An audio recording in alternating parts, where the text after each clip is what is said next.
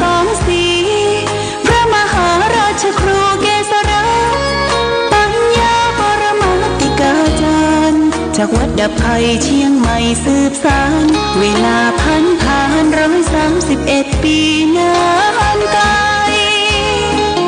วัดพระบาทอุดมรุ่งเรืองงามตาเจ้านายบุญธาวงศาข้าหลวงพวงเชียงใหม่ปกครองหัวเมืองฟ้าทุ่มเทแรงกายแรงใจทุกชาติพันธุ์รวมใจรักษามัคคี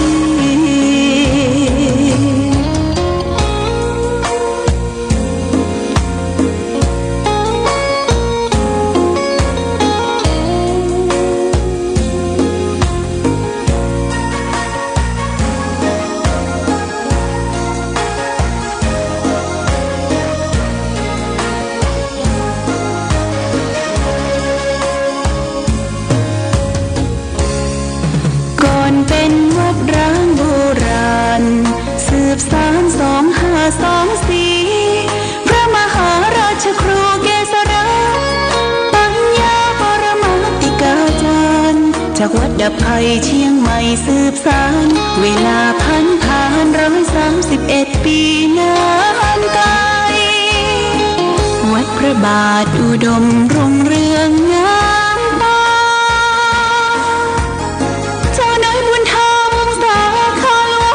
เชียงใหม่ปกครองหัวเมืองฟ้า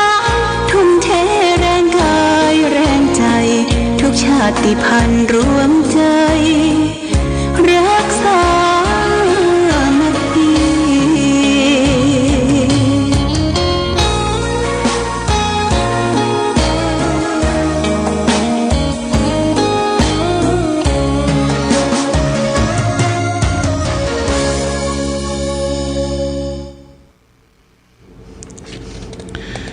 เจริญสุขศรัทธาสาธุชนญาติโยมท่านพุทธบริษัททั้งหลายวันนี้รายการธรรมประทีปส่องต่างก็ได้มาพบปะกับพ่อแม่พี่น้องศรัทธาสาธุชนญาติโยมแห่งครั้งหนึ่งวันนี้เป็นวันอังคารที่27เดือนพฤษภาคม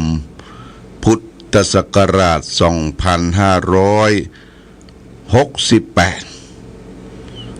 ซึ่งตรงกับเดือน7ใต้เดือน9เหนือขึ้น1ค่ำปีมะเส็งงูเร็กวันนี้ได้มาพบญาติโยมก็ยังมีครึ้มฟ้าครึ้มฝนอยู่ฝนก็ได้ตกตั้งแต่ตะวามันตกมันนักหนาสักเท่าใดก็ทำมือพื้นที่ชื้นแฉะไปในที่ต่างๆฟ้าฝนตกลงมานี่ญาติโยมมันมีภาชนะรองรับนะเป็นยางรถยนต์เก่าเป็นถ้วยเป็นกระเบื้องเก่าอย่างต่างๆที่รองรับน้ำฝนมันขังไว้สัก2 วัน 3 วันยุงก็มาไข่เนอะญาติโยมยุงนักปีนี้ยุงนักก็แม้แต่ว่าเฮาเดินทางเตียวไปในรอบวัดออกกำลังกายก็มันยังตัวจี้ตัวครบอยู่นะโอ้ยุงตัวน้อยๆนะยุงเรียกว่ายุงหัวงอกยุงหัวงอกนี่ต้องระมัดระวังญาติโยมเขาจะไปตามหัวตามหาวตามคุ้มตามป่าต้องระมัดระวังเรื่องยุงรำคาญมีมาแล้วก็ยังมียุงลายที่จะนำพาหะมาก็คือไข้ป่าไข้เลือดออกต่างๆ ก็ขอบอกผ่านตังอสมทุกหมู่บ้านได้ช่วยจัดดูแลพ่อกอยพี่น้องประชาชนกลัวไข้ระบาดไข้เลือดออกทางเทศบาลตำบลเวียงฝางนี่เปิ่นเลือกตั้งไปแล้วก็ยังบ่ได้ประกาศเป็นทางการเตื้อบ่ได้ประกาศเป็นทางการถ้าประกาศเป็นทางการรับรองกันท่านนายกสมาชิกเทศบาลก็จะขอให้เปิ้นได้มาพ่นหมอกควันญาติโยมนะพ่นหมอกควันตามจอกตามแจงตามคุ้มตามป่ามันนักเพราะว่าอยู่เกิดจากน้ำที่มันขังแหล่งน้ำที่มันขังเพราะฉะนั้นถ้าบ้านเฮามี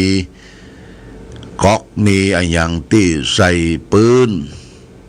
โต๊ะอาหารตู้อาหารนี่แหละเพราะว่าเอาทรายเบ็ดมาใส่ยุงก็จะหนีจะตายบ่ได้เพราะแหล่งน้ำที่อยู่ในบ้านเป็นแหล่งน้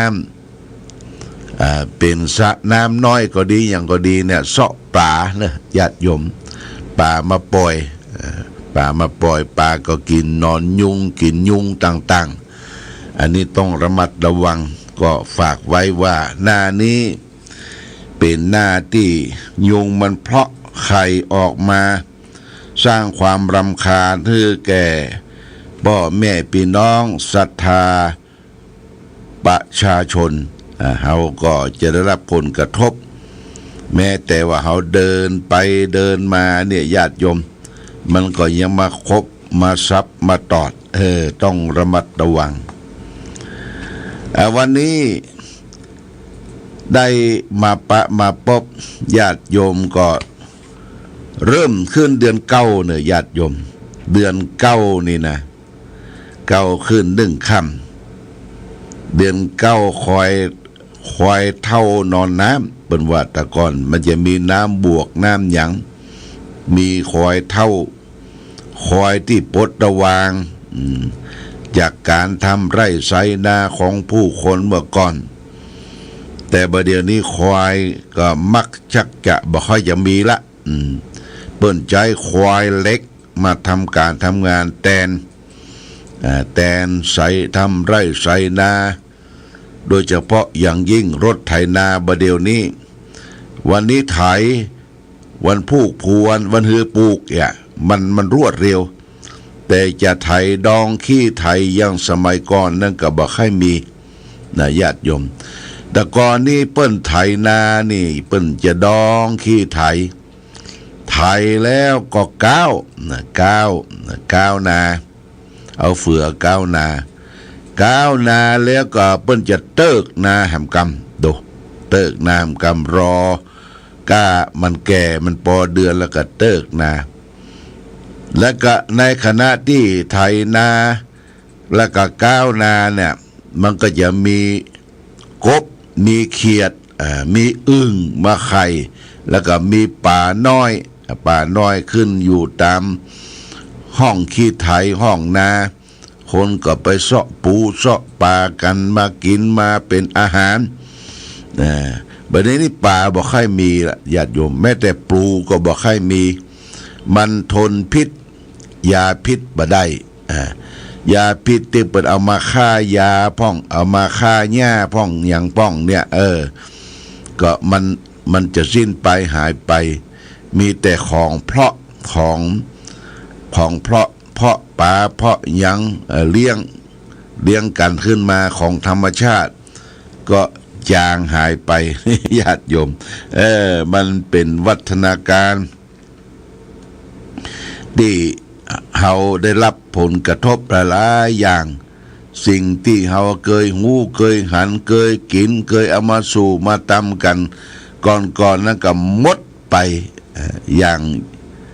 ยกตัวอย่างอย่างเช่นปลาดุกเนี่ยปลาดุกเมืองได้ญาติโยมนะปลาดุกเมืองที่เฮาเคยกินเคยบริโภคแต่ก่อนเปิ้นเอามาปิ้งตัวเหลืองหอมนะญาติโยมปลาดุกเมือง ก็หายไปเพราะฉะนั้นเราก็มาอยู่ในปัจจุบันก็ต้องปรับตัวเข้ากับสิ่งแวดล้อมในปัจจุบันนี้และก็ในช่วงนี้ฟ้าตกฝนสิ่งที่ตามมาก็ของที่เกิดมาจากธรรมชาตินั้นมีอย่างพ้องญาติโยมก็คือผักไม้ไส้เครือออกตามป่าตามดอยตามหิมหัวหิมหาวเป็นผักปังผักแคบผักเซงดา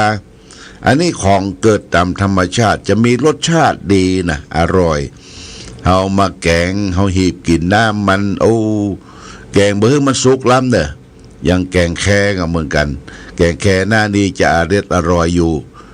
เพราะว่าแกงแค่นี่ผักหลายอย่างเอามารวมกันรสชาติของผักรสชาติของน้ำแกงมันจะอร่อยทำให้ปลากินเข้าได้นักและแหมอย่างหนึ่งที่เกิดขึ้นมาก็คือเห็ดถอบนะเห็ดถอบหรือเห็ดเปราะนี่ญาติโยมก็เลือกซื้อเลือกกินถ้ามันมีความจำเป็นที่บักไปเสาะก็บอกไปนะเพราะว่าไปเสาะเห็ดถอบนี่ก็ลำบากนะญาติโยมมันเอาตั้งหน้าเป็นไปอย่างที่มีข่าวเล่ากันว่าดังเลยบ่อน้ำมันเนี่ยไปพุ่นมันเป็นป่าตึงป่าเหียงอำเภอฝางนะคนก็ปืนปั่นกันไปเสาะเห็ดถอบเอารถเครื่องไปสู่ไว้หิมแล้วก็เอาหญ้าเข้าปกเอาตั้งหน้าเป็นไปใกล้ไก่บ่งูปิกมารถบ่มีว่าญาติโยมรถเปิ้นซิวไปเห็นละหมู่ขี่ลักขี่จกหมู่ยังก็ซิวเอารถไปเสียทั้งรถเสียทั้งบ่ได้เฮ็ดทอบมันไปเสาะยากเพราะฉะนั้นประเด็นนี้มันออกกันใกล้บ้านเฮานะเฮ็ดสอบตั้งกาดปะบงพ่องตั้งกาดสองแควกาดกลางกาดหนองยาวนี่ลองไปเสาะเนอะมอลำมอแรงหรือมอเจ้าเนี่ยมันมีก็ซื้อมันแปลงน้อยก็เป็นอย่างมันหัวดูมันแปลงอยู่แต่หัวดูนี่ลำมันอร่อยแต่มันยังบ่เข้ามาวัดเด้อหัวดูนี่นะอันนี้ก็เรื่องของเฮ็ดของหอน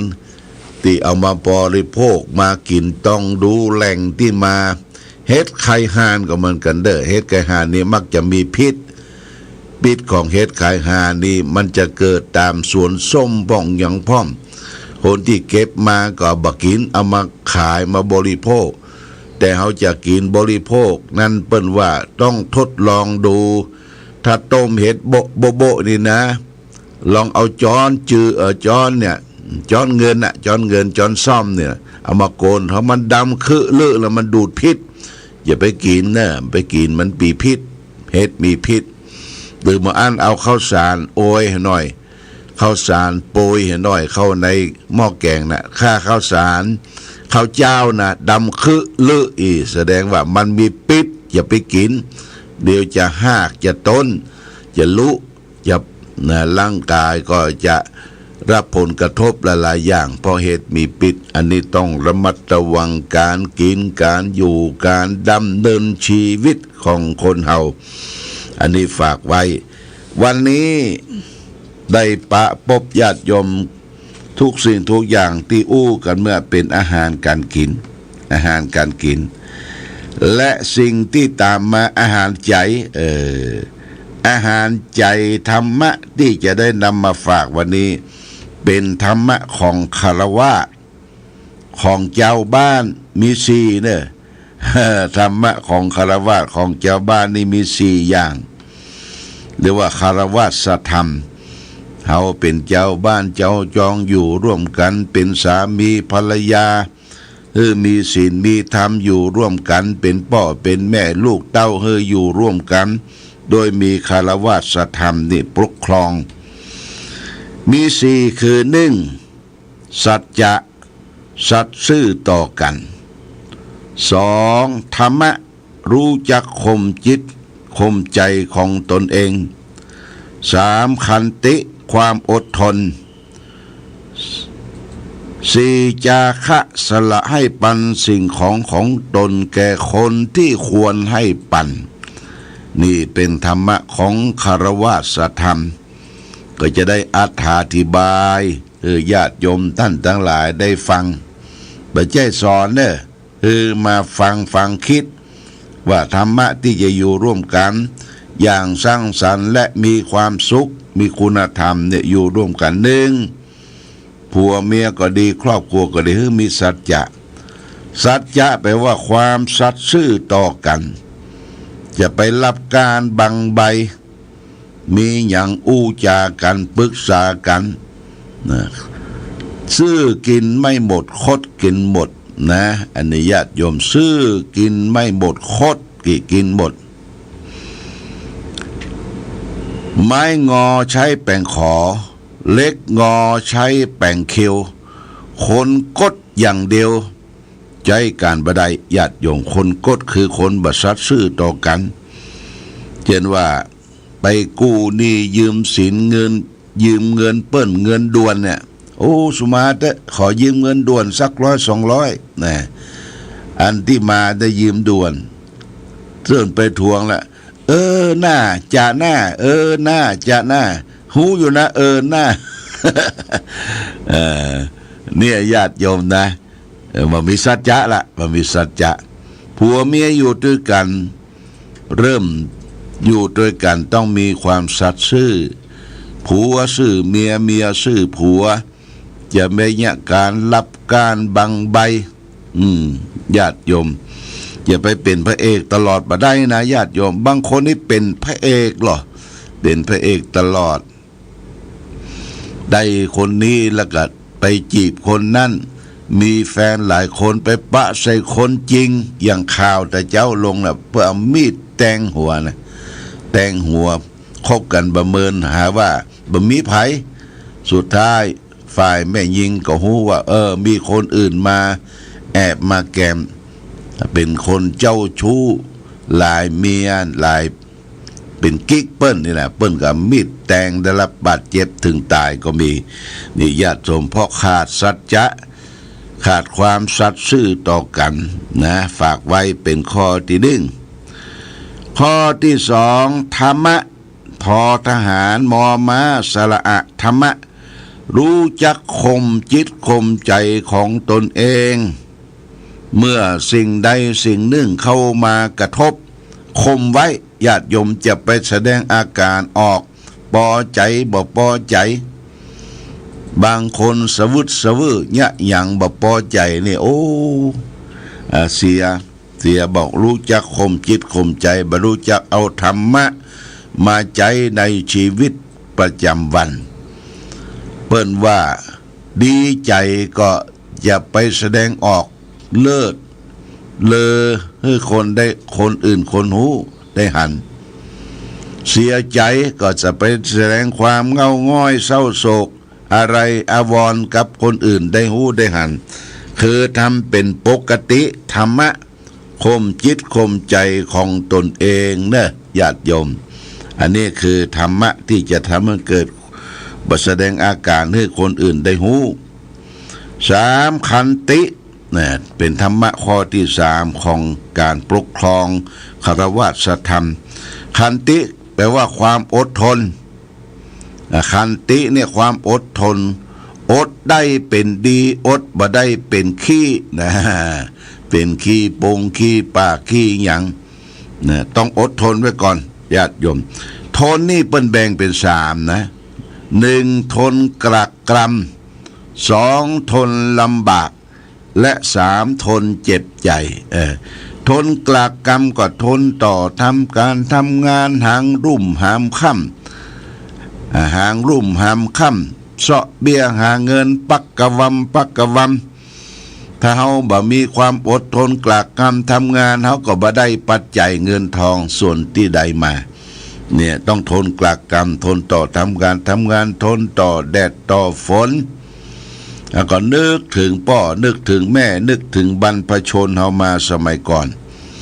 เปิดมีความอดทนบกไร่ไสนา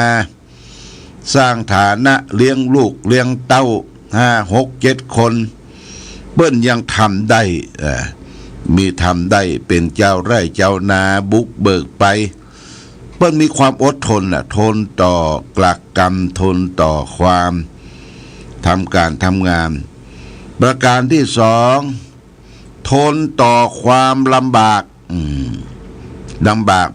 ขันติประเภทสองนี่ทนต่อความลำบากทนต่อความเจ็บไข้ได้ป่วยร้อนหนาวแต่ก่อนนี่โบราณแม้แต่เสื้อผ้าอาภรณ์ที่นอนหมอนมุ้งอันใดก็ปุดก็ขาดอันใดก็บอกกุ้มถึงไหนเนี่ยเปิ้นพ่อแม่เนี่ยยอมเน็บยอมหนาวคือลูกได้ห่มได้ตุ้มนอนก่อนนะตอนก่อนนอนก่อนนี่พ่อแม่ก็ซ่อนนอนตีหลังก่อนจะนอนก็พวกอู้กันสองคนดกดื่นกึนคืนดังไฟหิงอยู่ตามปื้นตะล่างมีหมาน้อยขี้เหี้ยนเห็ดตัวแกงหางดิกอยู่ที่หั่นญาติโยมพอหายหนาวแล้วก็ค่อยก็ไปซ้อนนอนกับลูกกับเต่าพอให้ลูกเต่าได้อบอุ่นผ้าก็บอกกุ้มถึงไหนแต่ก็ในตุกยากลำบากนี่ญาติโยมอันนี้เรียกว่าคนต่อความลำบากเจ็บไข้ได้ป่วยแทนที่จะได้พักผ่อนเป็นไข้เป็นเมื่อยนิดหน่อยเนี่ยจำเป็นจะต้องไปถ้าบอกไปก็บ่ได้กินหำละเนาะพอวอไปแวะลูกเต้าอยู่กันหลายคู่หลายคนจะต้องอดทนต่อความลำบากสุดท้ายขันติทนต่อความเจ็บใจทนต่อความเจ็บใจนี่เป็นขันติโดยแท้เปิ่นยกย่องว่าบุคคลใดทนต่อความเจ็บใจได้บุคคลนั้นยอดคนทนต่อคำคารหานินทาติฉินนินทาว่าวน่าจะขวัญถ้ามีความทนเจ็บใจได้บุคคลนั้นเป็นยอดคนนะญาติโยมจิตใจนี่มันเป็นประธานเป็นใหญ่ในร่างกายเราหมดถ้าจิตใจเฮาถูกเป่าถูกตีถูกกล่าวติชินนินทาเฮาแสดงอาการสวืดออกบ่มีความทนเนี่ยแสดงอาการออกนี่เฮาก็อดทนต่อความเจ็บใจบ่ได้ความอดทนทั้ง3ประการทนกลักกรรมทนต่อความลำบากทำการทำงานทนวิบากทนต่อความเจ็บไข้ได้ป่วยทนเจ็บใจเนี่ยเป็นขันติโดยแท้ประเสริฐเลิศยิ่งเพราะฉะนั้นเราจะต้องมีความทน3ประการโดยเฉพาะอย่างยิ่งทนเจ็บใจข้อที่4สุดท้ายคารวะธรรมที่เอามาอยู่ร่วมกันให้มีความสุขจาคะสละให้ปันสิ่งของตนแก่คนที่ควรให้ปันเมื่อเราอยู่ร่วมกันเป็นสังคมบ้านสังคมครอบครัวสังคมชุมชนมีกินมีตาลมีงานเกิดขึ้นสละช่วยกันคนละนิดละหน่อยโดยเฉพาะอย่างยิ่งครอบครัวเนี่ยผัวเมียต้องสละซึ่งกันและกันคือเครื่องแต่งตัวคือเครื่องประดับเมียบ่เคยใส่สร้อยมาก็ซื้อสักสลึงเปิ้นได้อบอุ่นใจญาติโยมนะอย่าคะสละให้ปันสิ่งของตนได้กินได้ของอย่างที่ใหม่ๆแปลกๆก็แบ่งเฉลี่ยเจือจานกันแต่ก่อนโบราณนี่เปิ้นควายเกิดเนี่ยญาติโยมเนี่ยควายเกิดจะมีสิ่งที่ประเสริฐเลิศก็คือหกควายเนี่ยเกิดมาน่ะเป็นอาหารอร่อยของคนโบราณแต่เปิ้นเกิดแต่ก่อนเนี่ยเกิดหกควายเนี่ยเปิ้นจะต้มใส่น้ำนักใส่ข้าวมิ้นจกไข่เหลืองเจื้อแล้วก็เปิ้นจะตักแบ่งกันนะตักแบ่งบันเรือบันไตบันไก่บันหินใส่น้ำนักใส่วัสาใส่ห้ากล้วยอย่างเอาไปควายเกิดเด้อเฉลี่ยเจียจานให้ลูกให้อย่างมันหลงมันหลายอันนี้แบ่งปันให้เป็นนโยบายผูกมิตรกับพี่กับน้องแบ่งปันสิ่งของตนแก่คนที่ควรให้ปันไม่ใช่บริโภคจำเพาะผู้เดียวคอยเฮาเกิดปิดประตูบ้าน อยู่บ้านพวกเปิ้นเข้ามากูเปิ้นฮู้เปิ้นหันว่าควายเกิดบริโภคมันก็ได้กินคนเดียวหกก็ได้กินคนเดียวเพราะฉะนั้นเปิ้นเอาเฉลี่ยเจียจานสรุปแล้วว่าคำธรรมะที่เป็นคารวะสธรรมมีสี่สัจจะหนึ่งมีความสัตย์ซื่อต่อกันสองธรรมะรู้จักข่มจิตข่มใจของตนเองสามขันติมีความอดทนสี่จาคะสละสิ่งของตนแก่ที่ควรให้ปันอันนี้ฝากไว้เป็นหลักคิดนึกแก่ญาติโยมท่านสาธุชนทั้งหลายมาณโอกาสนี้เอาละวันนี้รายการธรรมะประทีปส่องต่างได้มาพบศรัทธาญาติโยมท่านสาธุชนทั้งหลายก็พอสมควรแก่กาลเวลาขอความผาสุขความมีธรรมยงบังเกิดมีแก่ศรัทธาสาธุชนญาติโยมทุกท่านรายการธรรมะประทีปส่องต่างต้องขอลาก่อนขอผู้ฟังจงตั้งมั่นจิตหันษาด้วยธรรมะขององค์พระพุทธาได้นำพาให้เกิดความสุขสงบเย็นขอเจริญพร